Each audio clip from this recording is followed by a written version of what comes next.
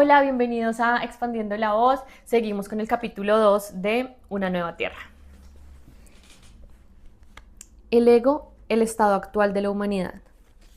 Las palabras, ya sean vocalizadas y convertidas en sonido o formuladas silenciosamente en los pensamientos, pueden ejercer un efecto prácticamente hipnótico sobre la persona.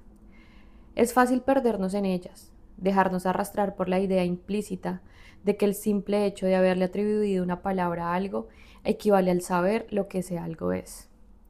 La realidad es que no sabemos lo que ese algo es, solamente hemos ocultado el misterio detrás de un rótulo. En últimas, todo escapa al conocimiento, un ave, un árbol, hasta una simple piedra, y sin duda alguna, el ser humano. Esto se debe a la profundidad inconmensurable de todas las cosas. Todo aquello que podemos percibir, experimentar o pensar es apenas la capa superficial de la realidad, menos que la punta de un témpano de hielo. Debajo de la superficie no solamente todo está conectado entre sí, sino que también está conectado con la fuente de la vida de la cual provino, hasta una piedra, aunque más fácilmente lo harían una flor o un pájaro. Podrían mostrarnos el camino de regreso a Dios, a la fuente, a nuestro propio ser. Cuando observamos o sostenemos una flor o un pájaro, le permitimos ser, sin imponerle un sustantivo o una etiqueta mental, se despierta dentro de nosotros una sensación de asombro, de admiración. Su esencia se comunica calladamente con nosotros y nos permite ver, como en un espejo, el reflejo de nuestra propia esencia. Esto es lo que sienten los grandes artistas y logran transmitir a través de sus obras. Van Gogh no dijo, esa es solo una silla vieja. La observó una y otra vez, percibió la calidad de ser la silla, y entonces se sentó ante el lienzo y tomó el pincel. La silla se habría vendido por unos cuantos dólares. La pintura de esa misma silla se vendería hoy por más de 25.000 millones. Cuando nos abstenemos de tapar el mundo con palabras y rótulos, recuperamos ese sentido milagroso que la humanidad perdió hace mucho tiempo, cuando en lugar de servirse del pensamiento, se sometió a él. La profundidad retorna a nuestra vida, las cosas recuperan su frescura y novedad, y el mayor de los milagros es la experiencia de nuestro ser esencial anterior a las palabras, los pensamientos, los rótulos mentales y las imágenes. Para que esto suceda, debemos liberar a nuestro ser, nuestra sensación de existir, del abrazo sofocante de todas las cosas con las cuales se ha confundido e identificado. Es de ese proceso de liberación del que trata este libro. Mientras más atentos estemos a atribuir rótulos verbales a las cosas, a las personas o a las situaciones, más superficial e inerte se hace la realidad y más muertos nos sentimos frente a la realidad, a ese milagro de la vida que se despliega continuamente en nuestro interior y a nuestro alrededor. Ese puede ser un camino para adquirir astucia, pero a expensas de la sabiduría que se esfuma junto con la alegría, el amor, la creatividad y la vivacidad. Estos se ocultan en el espacio quieto entre la percepción y la interpretación. Claro está que las palabras y los pensamientos tienen su propia belleza y debemos utilizarlos, pero es preciso que nos dejemos aprisionar en ellos. Las palabras buscan reducir la realidad a algo que pueda estar al alcance de la mente humana, lo cual no es mucho. El lenguaje consta con 5 sonidos básicos producidos por las cuerdas vocales. Son las vocales A, E, I, O, U. Los otros sonidos son las consonantes producidas por la presión del aire.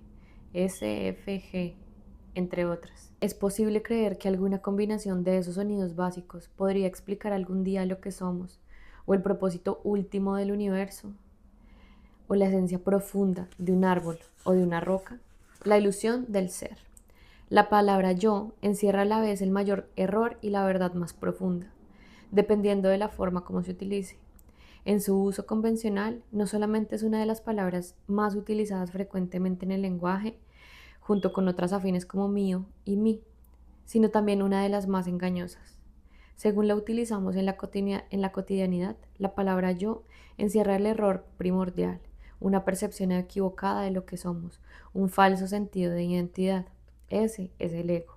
Ese sentido ilusorio del ser es lo que Albert Einstein, con su percepción profunda, no solamente de la realidad del espacio y del tiempo, sino de la naturaleza humana que dominó, ilusión óptica de la conciencia. Esa ilusión del ser se convierte entonces en la base de todas las demás interpretaciones, o mejor aún, nociones erradas de la realidad, de todos los procesos de pensamiento, las interacciones y las relaciones. La realidad se convierte en un reflejo de la ilusión original. La buena noticia es que cuando logramos reconocer la ilusión por lo que es, ésta se desvanece. La ilusión llega a su fin cuando la reconocemos, cuando vemos lo que no somos. La realidad de lo que somos emerge espontáneamente. Esto es lo que sucederá a medida que usted lea lenta y cuidadosamente este capítulo y el siguiente, los cuales tratan sobre la mecánica del falso yo, al cual llamamos ego. Así, ¿cuál es la naturaleza de este falso ser? Cuando hablamos del yo, generalmente no nos referimos a lo que somos. Por un acto monstruoso de reduccionismo, la profundidad infinita de lo que somos se confunde con el sonido emitido por las cuerdas vocales o con el pensamiento del yo que tengamos en nuestra mente, y lo que sea con lo cual éste se identifique. Entonces, ¿a qué se refieren normalmente el yo, el mí y el mío? Cuando un bebé aprende que una secuencia de sonidos emitidos por las cuerdas vocales de sus padres corresponde a su nombre, el niño comienza a asociar la palabra, lo cual se convierte en un pensamiento en su mente, con lo que él es. En esa etapa, algunos niños se refieren a sí mismos en tercera persona. Felipe tiene hambre. Poco después, aprenden la palabra mágica yo y la asocian directamente con su nombre, el cual ya corresponde en su mente a lo que son. Entonces se producen otros pensamientos que se fusionan con ese pensamiento original del yo. El paso siguiente son las ideas de que lo que es mío para designar aquellas cosas que son parte del yo de alguna manera. Así sucede la identificación con los objetos, lo cual implica atribuir a las cosas y en últimas a los pensamientos que representan esas cosas un sentido de ser, derivando así una identidad a partir de ellas. Cuando se daña o me quitan mi juguete, me embarga un sufrimiento intenso, no porque el juguete tenga algún valor intrínseco. El niño no tarda en perder el interés en él y después será reemplazado por otro juguete u objetos, sino por la idea de lo que es mío. El juguete se convierte en parte del sentido del ser, del yo del niño. Sucede lo mismo a medida que crece el niño. El pensamiento original del yo atrae otros pensamientos.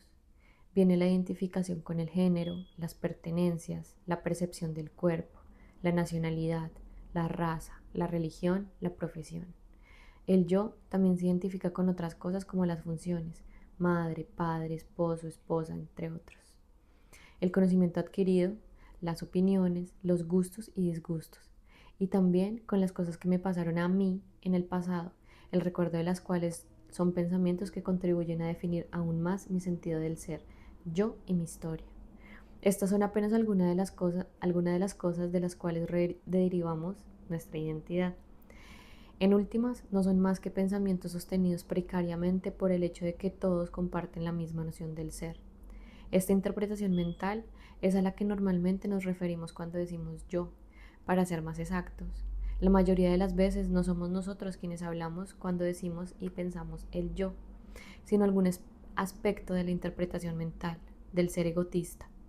Una vez acaecido el despertar, continuamos hablando de yo, pero con una noción emanada de un plano mucho más profundo de nuestro ser interior. La mayoría de las personas continúa identificándose con el torrente incesante de la mente, el pensamiento compulsivo, principalmente repetitivo y banal. No hay un yo aparte de los procesos de pensamiento y de las emociones que los acompañan. Eso es lo que significa vivir en la inconsciencia espiritual. Cuando se les dice que tienen una voz en la cabeza que no calla nunca, preguntan ¿cuál voz? O la niegan airadamente. Obviamente, con esa voz, desde quien piensa, desde la mente no observada. A esa voz casi podría considerársela como la entidad que ha tomado posesión de las personas. Algunas personas nunca olvidan la primera vez que dejaron de identificarse con sus pensamientos y experimentaron brevemente el cambio, cuando dejaron de ser el contenido de su mente para ser la conciencia de fondo. Para otras personas sucede de manera tan sutil que casi no la notan, o apenas perciben una corriente de alegría o paz interior sin comprender la razón. La voz de la mente. En mi caso, ese primer destello de conciencia se manifestó siendo estudiante de primer año de la Universidad de Londres. Solía tomar el metro 2 veces a la semana para ir a la biblioteca de la universidad, generalmente a eso de las 9 de la mañana. terminando la hora de la congestión. Una vez me senté al frente de una mujer de unos 30 años. La había visto otras veces en el mismo tren. Era imposible no fijarse en ella. Aunque el tren estaba lleno, nadie ocupaba los dos asientos al lado de ella, sin duda porque parecía demente. Se veía extremadamente tensa y hablaba sola sin parar, en tono fuerte y airado. Iba tan absorta en sus pensamientos que, al parecer, no se daba cuenta de lo que sucedía a su alrededor. Llevaba la cabeza inclinada hacia abajo y ligeramente hacia la izquierda, como si conversara con alguien que estuviera en el asiento vacío de al lado. Aunque no recuerdo el contenido exacto de su monólogo, era algo así. Y entonces ella me dijo, y yo le contesté que era una mentirosa. ¿Y cómo te atreves a acusarme cuando eres tú quien se ha aprovechado de mí? Confié en ti y tú me traicionaste. Tenía el tono airado de alguien a quien se le ha ofendido y que necesita defender su posición para no ser aniquilado.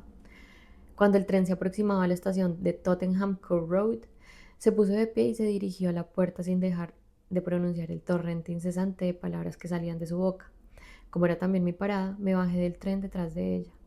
Ya en la calle, comenzó a caminar hacia Belfort Square, todavía inmersa en su diálogo imaginario, acusando y afirmando rabiosamente su posición. Lleno de curiosidad, la seguí mientras continuó en la misma dirección a la que yo debía ir. Aunque iba absorta en su diálogo imaginario, aparentemente sabía cuál era su destino. No tardamos en llegar a la estructura imponente del Senate House, un edificio de los años 30, en el cual se alojaban las oficinas administrativas y la biblioteca de la universidad. Sentí un estremecimiento. ¿Es posible que nos dirigiéramos para el mismo sitio? Exactamente era hacia allá que se dirigía. Era profesora, estudiante, oficinista, bibliotecaria. Iba a unos 20 pasos de distancia de tal manera que cuando rebasé la puerta del edificio, el cual fue, irónicamente, la sede de La Policía de la Mente en la versión cinematográfica de 1984, la novela de George Orwell, había desaparecido de entre uno de los ascensores. Me sentí desconcertado con lo que venía de presenciar. A mis 25 años, sentía que era un estudiante maduro en proceso de convertirme en intelectual y estaba convencido de poder dilucidar todos los dilemas de la existencia humana a través del intelecto, es decir, a través del pensamiento. No me había dado cuenta de que pensar inconscientemente es el principal dilema de la existencia humana. Pensaba que los profesores eran sabios, poseedores de todas las respuestas, y que la universidad era el templo del conocimiento.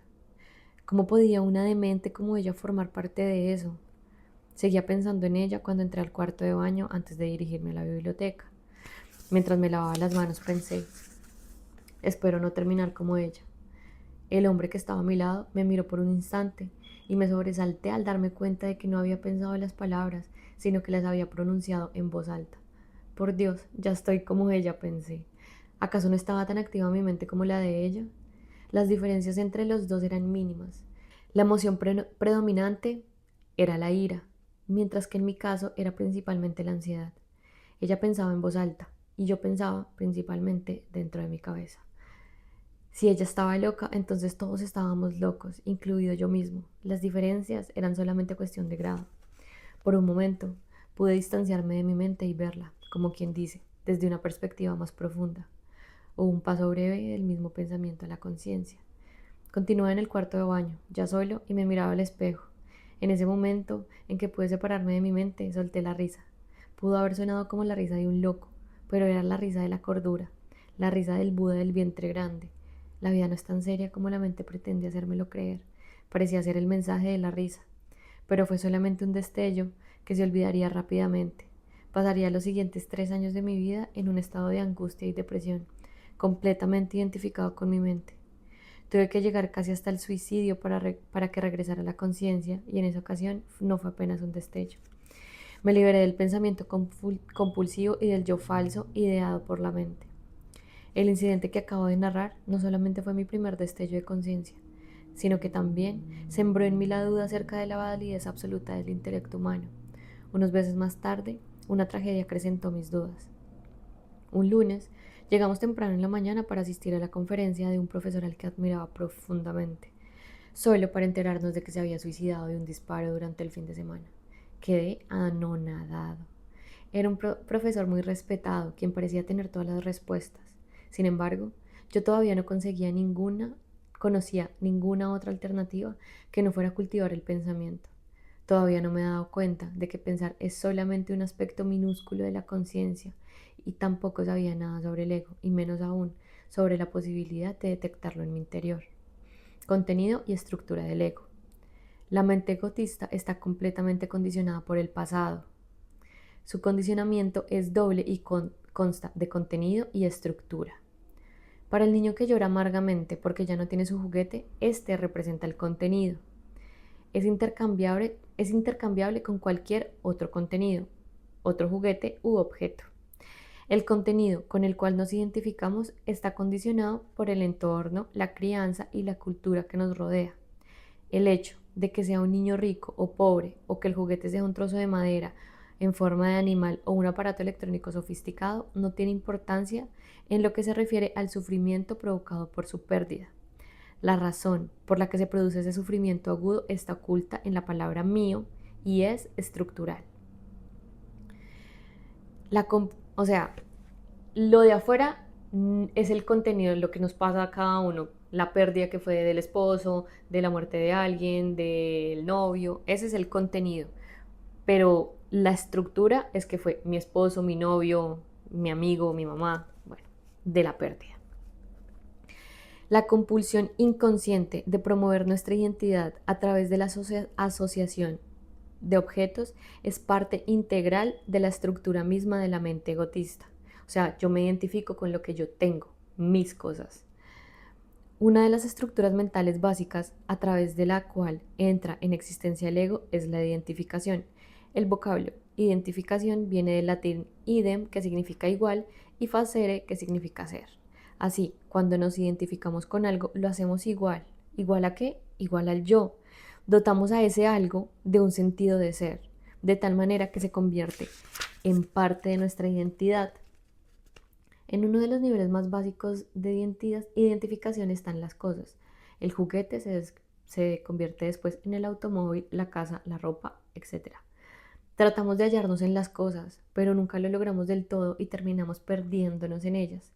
Ese es el destino del ego, la identificación con las cosas. Quienes trabajan en la industria de la publicidad saben muy bien que para vender cosas que las personas realmente no necesitan, deben convencerlas de que esas cosas aportarán algo a la forma como se ven a sí mismas o como la perciben los demás. En otras palabras, que agregarán a su sentido del ser. Lo hacen, por ejemplo, afirmando que podremos sobresalir entre la multitud utilizando el producto en cuestión y, por ende, que estaremos más completos. O crean la asociación mental entre el producto y un personaje famoso o una persona joven, atractiva o aparentemente feliz. Hasta las fotografías de las celebridades ancianas o fallecidas cuando estaban en la cima de sus carreras cumplen bien con ese propósito. El supuesto tácito es que al comprar el producto llegamos gracias a un acto mágico de apropiación a ser como ellos, o más bien como su imagen superficial. Por tanto, en muchos casos no compramos un producto, sino un refuerzo para nuestra identidad. Las etiquetas de los diseñadores son principalmente identidades colectivas a las cuales nos afiliamos. Son costosas y por lo tanto exclusivas. Si estuvieran al alcance de todo el mundo, perderían su valor psicológico y nos quedaríamos solamente con su valor material, el cual seguramente equivale a una fracción del precio pagado. Las cosas con las cuales nos identificamos varían de una persona a otra, de acuerdo a la edad, el género, los ingresos, la clase social, la moda, la cultura, entre otras. Aquello con lo cual nos identificamos tiene relación con el contenido. Por otra parte, la compulsión inconsciente de identificarse es estructural. Esta es una de las formas más elementales como opera la mente egotista. Paradójicamente, lo que sostiene a la llamada sociedad de consumo es el hecho mismo de que el intento por reconocernos en las cosas no funciona. La satisfacción del ego dura poco y entonces continuamos con la búsqueda y seguimos comprando y consumiendo. Claro está que en esta dimensión física en la cual habita nuestro ser superficial, las cosas son necesarias y son parte inevitable de la vida. Necesitamos vivienda, ropa, muebles, herramientas, transporte. Quizá hayan también cosas que valoramos por su belleza o por sus cualidades inherentes. Debemos honrar el mundo de las cosas en lugar de despreciarlo. Cada cosa tiene una cualidad de ser. Es una forma temporal originada de la vida, única, informe, fuente de todas las cosas. todos los cuerpos y todas las formas. En la mayoría de las culturas antiguas se creía que todas las cosas, hasta los objetos inanimados, alojaban un espíritu y en este sentido estaban más cerca de la verdad que nosotros. Cuando se vive en un mundo aletargado por la abstracción mental, no se percibe la vida del universo. La mayoría de las personas no viven en una realidad viva, sino conceptualizada. Pero no podemos honrar solamente realmente a las cosas si las utilizamos para fortalecer nuestro ser, es decir, si tratamos de encontrarnos a través de ellas. Eso es exactamente lo que hace el ego. La identificación del ego con las cosas da lugar al apego y la obsesión, los cuales crean a su vez la sociedad de consumo y las estructuras económicas donde la única medida de progreso es tener siempre más. El deseo incontrolable de tener más, de crecer incesantemente, es una disfunción y una enfermedad.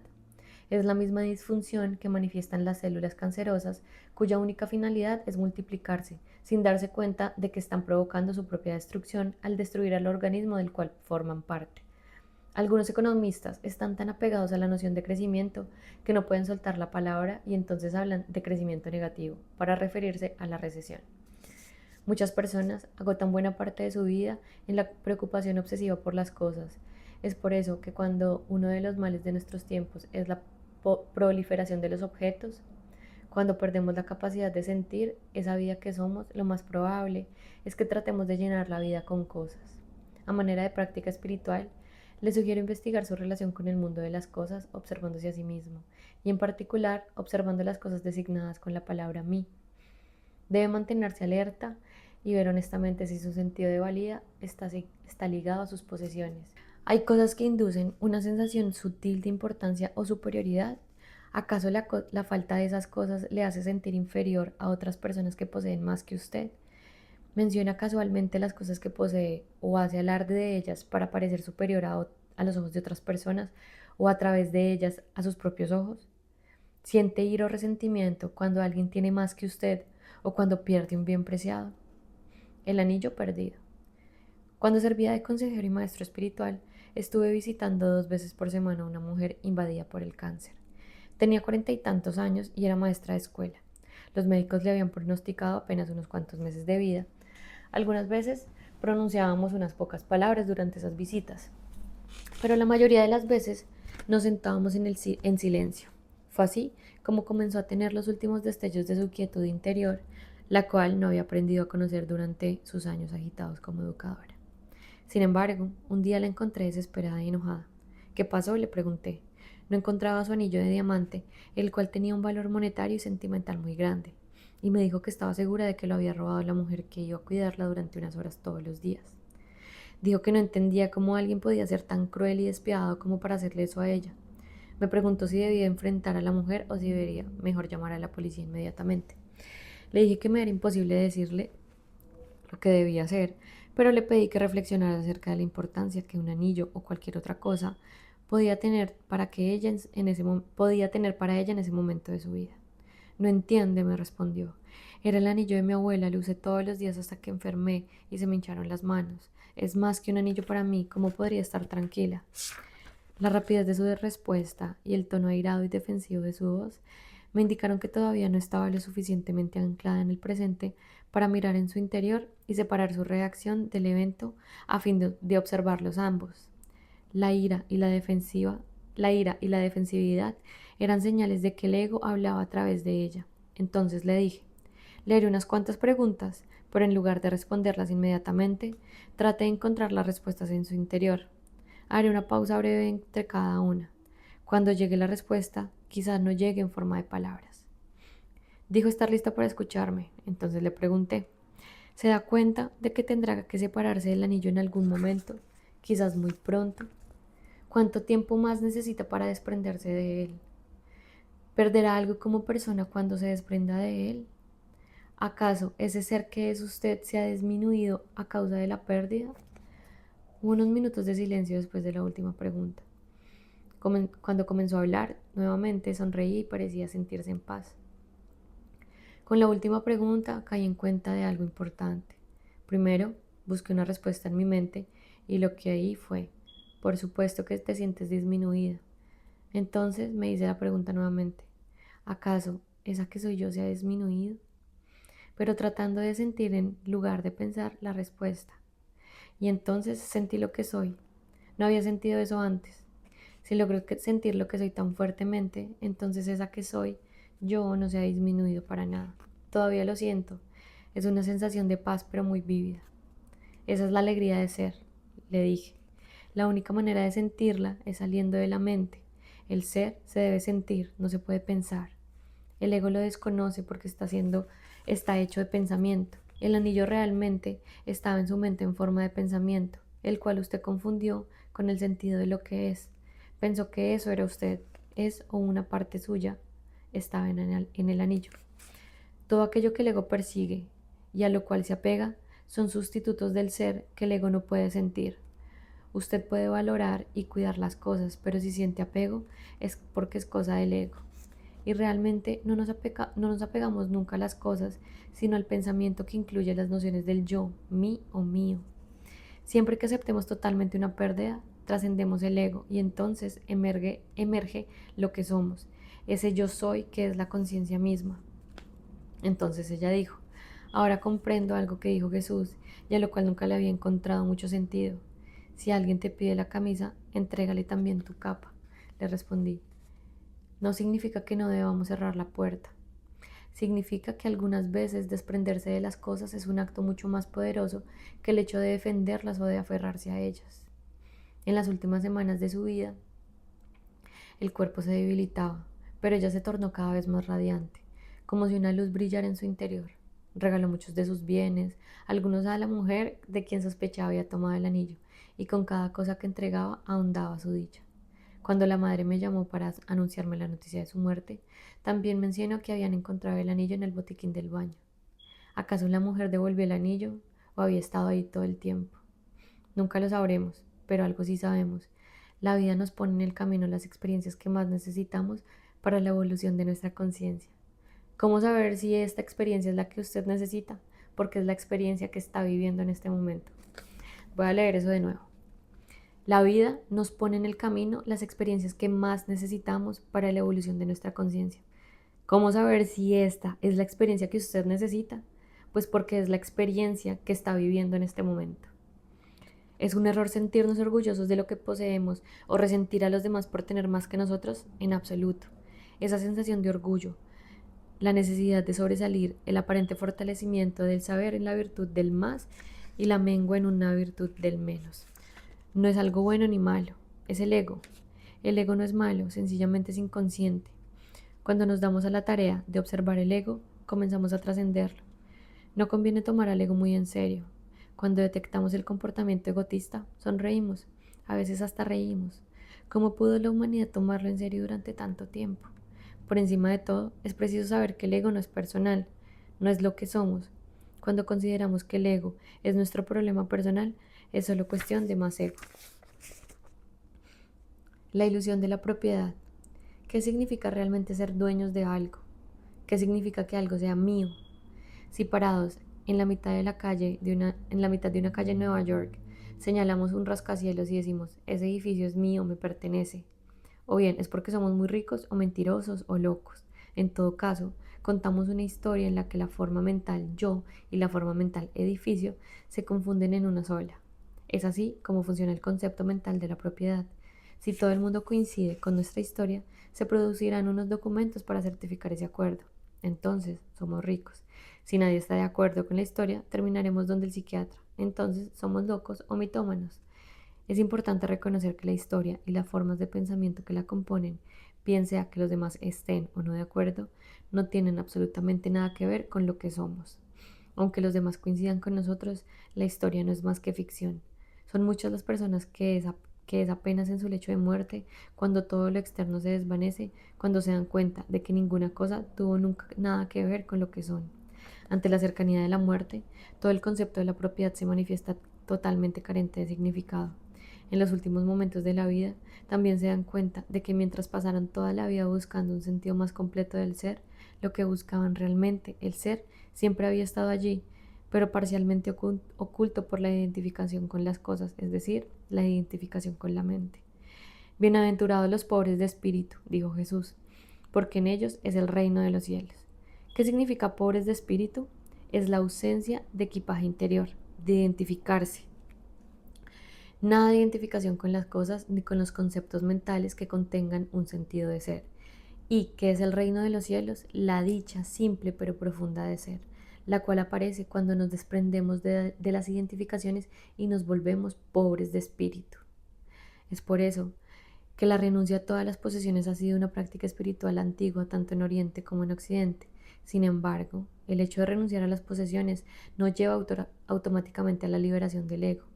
Este tratará de asegurar su supervivencia encontrando otra cosa con la cual identificarse.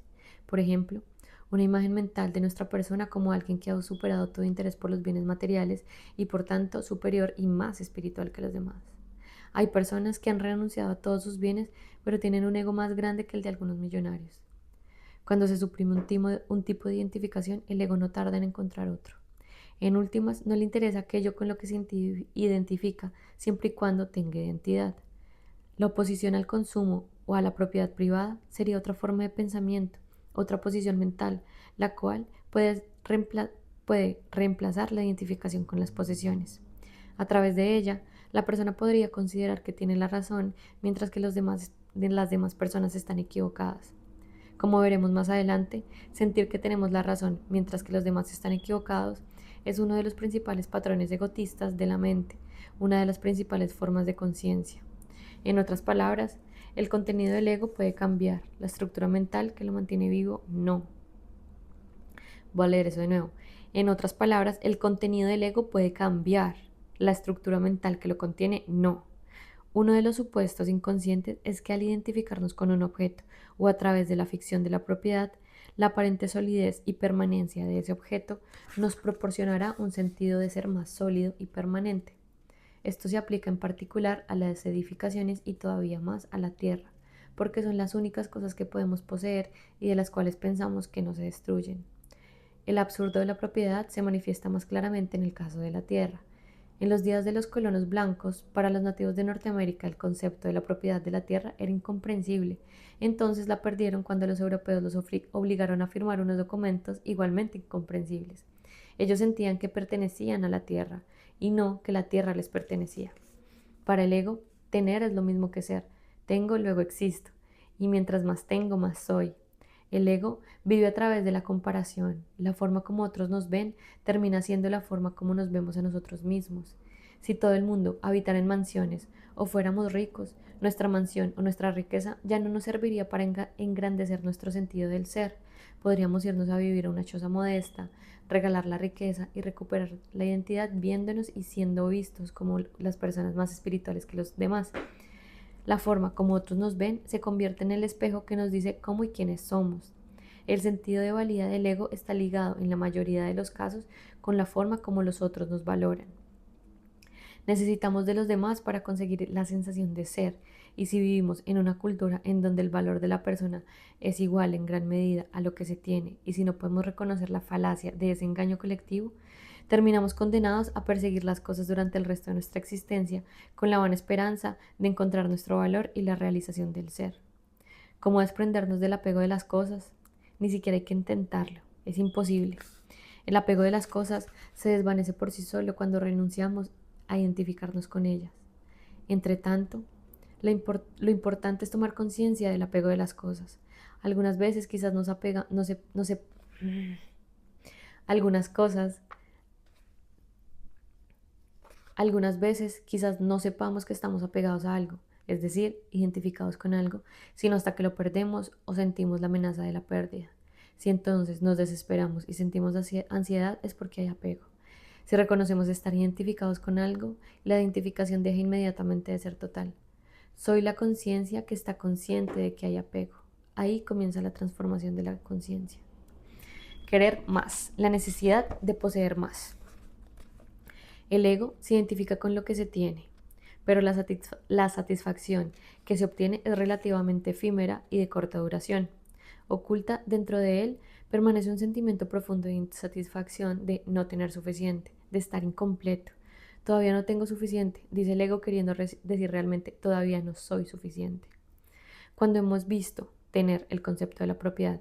Es una ficción creada por el ego para dotarse a sí mismo de solidez y permanencia y sobresalir y ser especial.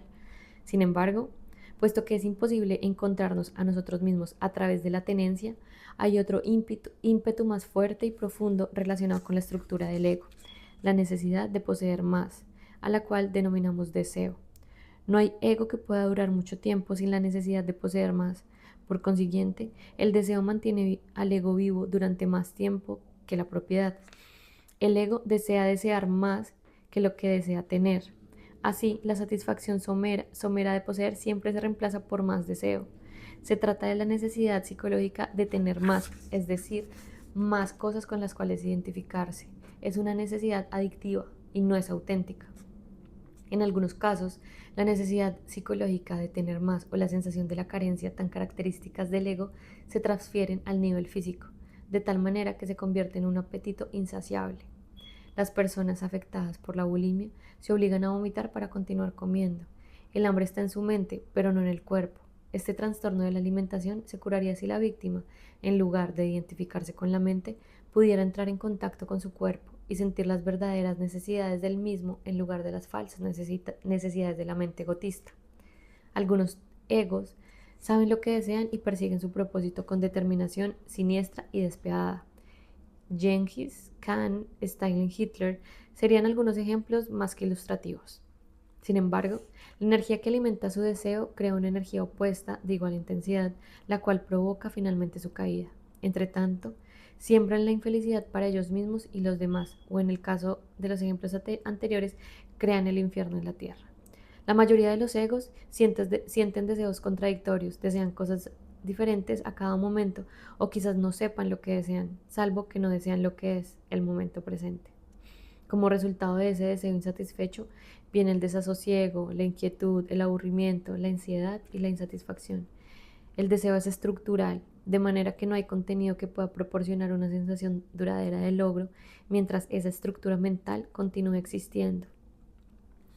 En el ego de los adolescentes, muchos viven en un estado permanente de negatividad e insatisfacción. Se encuentra con frecuencia ese deseo de algo inespecífico. Las necesidades básicas de alimento, agua, cobijo, vestido y las comodidades básicas podrían satisfacerse fácilmente para todos los seres humanos del planeta si no fuera por el desequilibrio generado por la necesidad rapaz y demente de tener más recursos, por la codicia del ego. Esta encuentra su expresión colectiva en las estructuras económicas de este mundo, tales como las corporaciones gigantescas, las cuales son entidades egotistas que compiten entre sí para tener más. Su único objetivo cegador es conseguir utilidades. Persiguen ese objetivo de manera absolutamente inmisericorde. La naturaleza, los animales, las personas y hasta sus propios empleados no son otra cosa que la naturaleza, los animales, las personas y hasta sus propios empleados no son otra cosa que cifras en un balance, objetos inanimados para explotar y luego descartar. Las formas de pensamiento de mí y mío, más que, quiero, necesito, preciso tener y no es suficiente, no se relacionan con el contenido, sino con la estructura del ego. El contenido es intercambiable. Mientras no se reconozca la existencia de esas formas de pensamiento y permanezcan en el inconsciente, estamos sujetos a creer en ellas. Estamos condenados a manifestar esos pensamientos inconscientes, condenados a buscar sin encontrar, porque cuando operan esas formas de pensamiento no hay nada que pueda satisfacernos, ninguna posesión, ningún lugar, ninguna persona, ni ninguna condición. Independientemente de lo que tengamos u obtengamos, no podremos ser felices. Siempre estaremos buscando algo que prometa una mayor realización, que cierre la promesa de completar el ser incompleto y de llenar esa sensación de carencia que llevamos dentro. Wow. La identificación con el cuerpo. Aparte de la identificación con los objetos, otra forma primordial de identificación es con mi cuerpo. Ante todo, el cuerpo es masculino o femenino, de manera que el sentido de ser hombre o mujer absorbe buena parte del sentido del ser de la mayoría de las personas. El género se convierte en identidad. La identificación con el género se promueve desde los primeros años de vida y obliga a asumir un papel y a amoldarse a unos patrones condicionados de comportamiento que inciden en todos los aspectos de la vida y no solamente en la sexualidad. Es un papel en el cual quedan atrapadas totalmente muchas personas, generalmente en mayor medida en las sociedades tradicionales que en la cultura occidental. donde la identificación con el género comience a disminuir ligeramente. En algunas culturas tradicionales, el peor destino para una mujer es soltera o infértil, y lo peor para un hombre es carecer de potencia sexual y no poder producir hijos. La realización en la vida es sinónimo de la realización de la identidad de género. En Occidente, la apariencia física del cuerpo contribuye en gran medida a nuestro sentido de lo que creemos ser, su vigor o debilidad, su belleza o fealdad en comparación con los demás. Muchas personas consideran que su valor es proporcional a su vigor físico, su apariencia, su estado físico y su belleza externa. Muchas personas sienten que valen menos porque consideran que su cuerpo es feo o imperfecto. En algunos casos, la imagen mental o el concepto de mi cuerpo es una distorsión completa de la realidad. Una mujer joven, sintiéndose pasada de peso, puede matarse del hambre cuando en realidad es delgada. Ha llegado a un punto en que ya no puede ver su cuerpo, lo único que ve es el concepto mental de su cuerpo, el cual le dice soy gorda o engordaré. En la raíz de esta contención está la identificación con la mente. Ahora que las personas se identifican más con su mente, identificando la disfunción egotista, ha habido un aumento considerable en la incidencia de la anorexia. La víctima podría comenzar a sanar si pudiera mirar su cuerpo sin la interferencia de sus juicios mentales, o si pudiera al menos reconocer esos juicios por lo que son, en lugar de creer en ellos, o mejor aún, si pudiera sentir su cuerpo desde adentro. Quienes se identifican con su físico, su vigor o sus habilidades, sufren cuando estos atributos comienzan a desaparecer, lo cual es inevitable, por supuesto.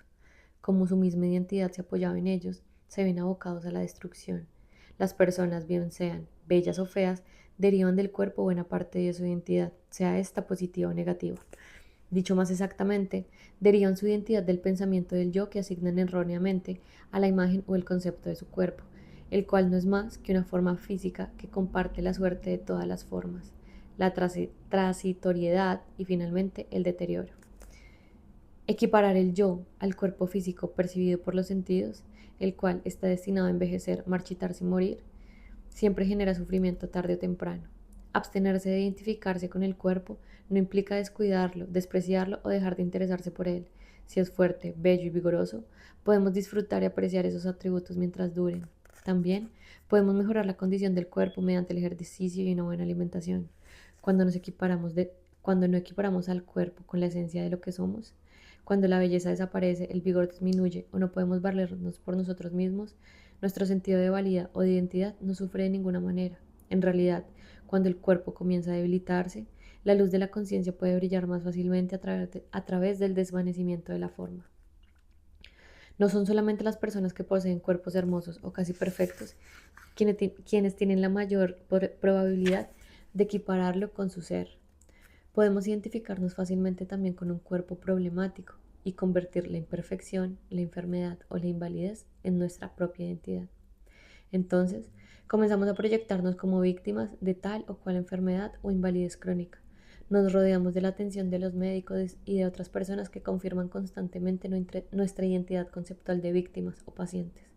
Entonces, nos aferramos inconscientemente a la enfermedad porque se ha convertido en el aspecto más importante de la noción del ser. Se ha convertido en otra forma mental con la cual se puede identificar el ego. Cuando el ego encuentra una identidad, no se desprende de ella. Es sorprendente, pero no infrecuente, que al buscar una identidad más fuerte, el ego opte por crear enfermedades a fin de fortalecerse a través de ellas. La percepción del cuerpo interior. Aunque la identificación con el cuerpo es una de las formas más básicas del ego, la buena noticia es que también es la más fácil de trascender. Esto no se logra haciendo un esfuerzo por convencernos de que no somos cuerpo, sino dejando de prestar atención a la forma corporal externa y a las formas mentales del cuerpo, bello, feo, fuerte, débil, demasiado gordo, demasiado delgado, para centrar la atención en la sensación de vida que lo anima. Independientemente de la apariencia externa del cuerpo, más allá de la forma exterior hay un campo de energía intensamente vivo. Si usted desconoce la conciencia del cuerpo interior, cierre los ojos por unos momentos y trate de discernir si sus manos tienen vida. No le pregunte a la mente porque ésta le responderá diciendo, no siento absolutamente nada. Quizás también responda, necesito cosas más interesantes en las cuales pensar. Entonces, en lugar de preguntarle a su mente, vaya directamente a sus manos. Con esto quiero decir que tome conciencia de la sensación sutil de vida que ellas encierran. Está ahí.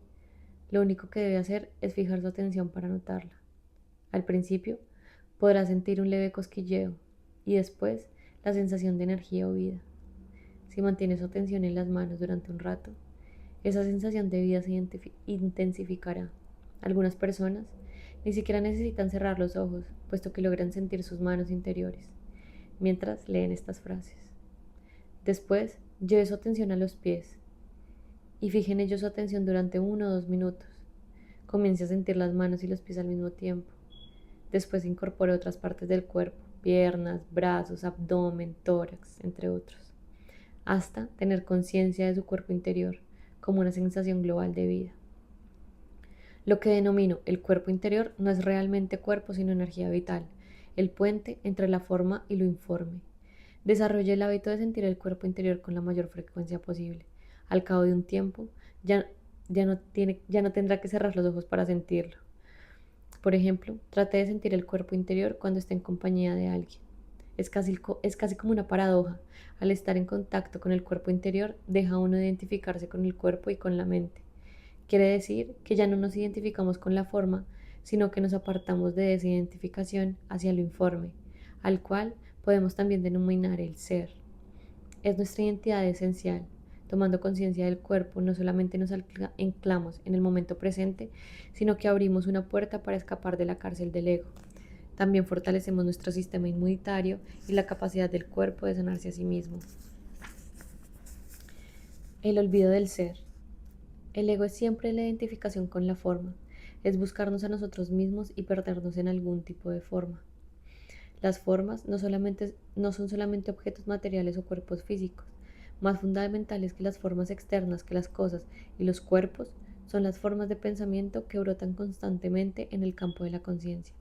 Son formaciones de energía más finas y menos densas que la materia física, pero formas en todo caso. Aquella voz que oímos incesantemente en la cabeza es el torrente de pensamiento incansable y compulsivo. Cuando cada pensamiento absorbe nuestra atención completamente, cuando nos identificamos hasta tal punto con la voz de la mente y las emociones que la acompañan, que nos perdemos en cada pensamiento y cada emoción, nos identificamos totalmente con la forma y por lo tanto permanecemos en las garras del ego. El ego es un conglomerado de pensamientos repetitivos y patrones mentales y emocionales condicionados dotados de una sensación de yo, una sensación de ser. El ego emerge cuando el sentido del ser, del yo soy, el cual es conciencia informe, se confunde con la forma. Ese es el significado de la identificación, es el olvido del ser, el error primario, la ilusión de la separación absoluta, la cual convierte la realidad en una pesadilla. Wow, voy a leer esto de nuevo. El ego emerge cuando el sentido del ser, del yo soy, el cual es conciencia informe, se confunde con la forma.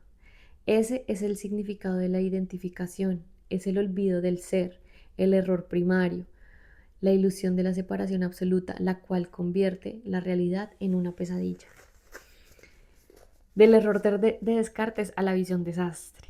Descartes, el filósofo del siglo XVII, considerado el fundador de la filosofía moderna, dotó de expresión a este error primario con su famosa aseveración, para él, verdad primaria de pienso, luego existo.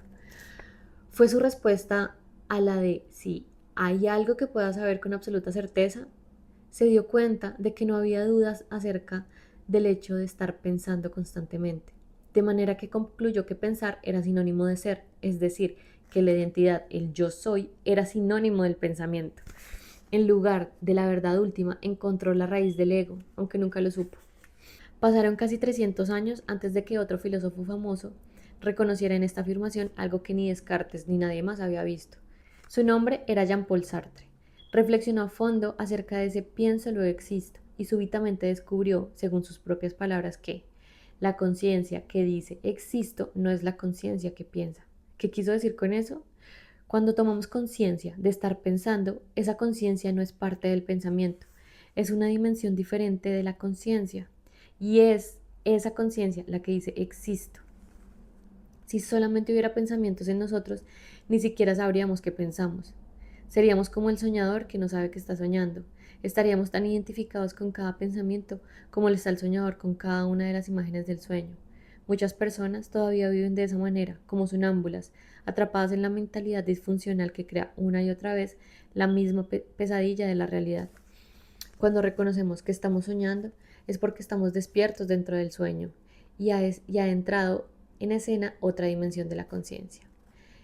La implicación de la visión de Sartre es profunda, pero él estaba todavía demasiado identificado con el pensamiento para darse cuenta del enorme significado de lo que había descubierto, el afloramiento de una nueva dimensión de la conciencia.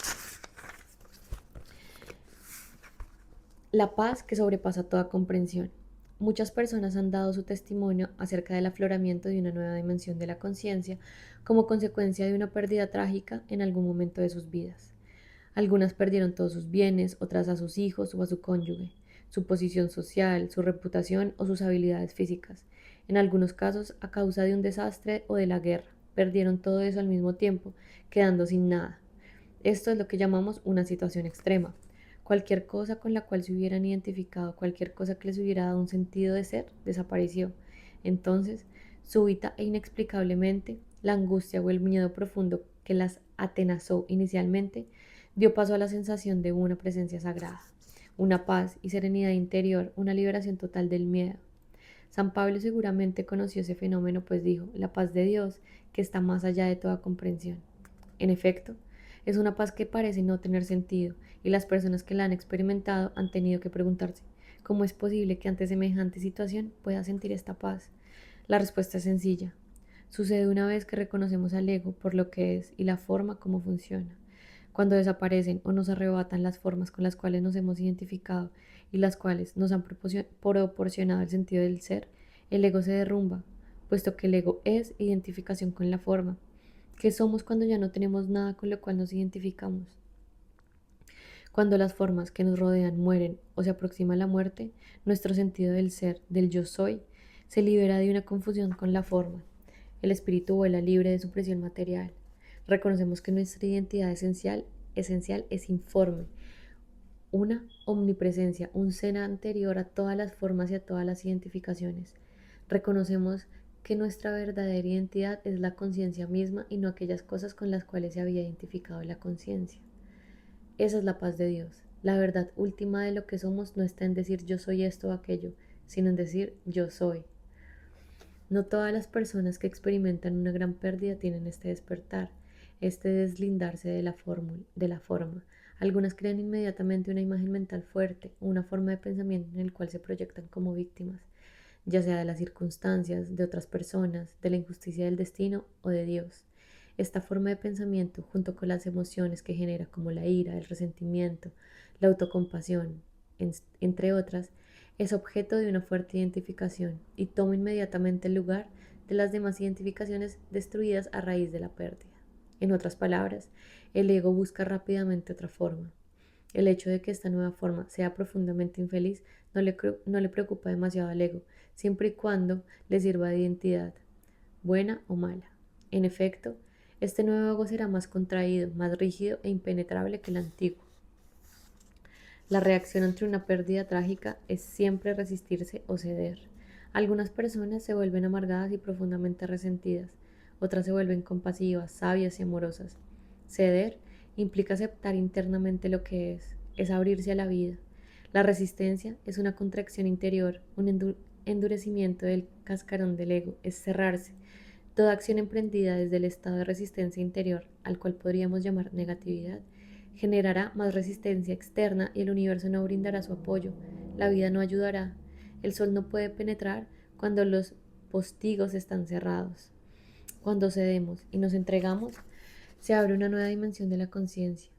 Si la acción es posible o necesaria, la acción estará en armonía con el todo y recibirá el apoyo de la inteligencia creadora, la conciencia incondicionada, con la cual nos volvemos uno cuando estamos en un estado de apertura interior. Entonces, las circunstancias y las personas ayudan y colaboran, se producen coincidencias. Si la acción no es posible, descansamos en la paz y la quietud interior en actitud de entrega. Descansamos en Dios. Ay, yo no sé ustedes, pero este libro es increíble. Bueno, ya se acabó el capítulo 2. Dejamos para la próxima semana el capítulo 3, la esencia del ego.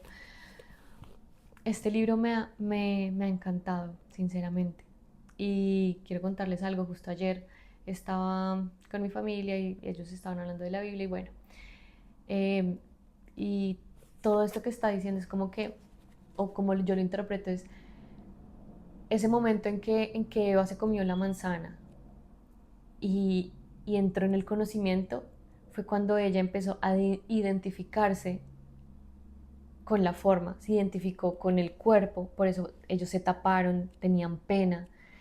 Y desde ahí, desde esa identificación, hemos creado este pensamiento, esta conversación inconsciente colectiva de la identificación con la forma. Por eso él habla que es estructural.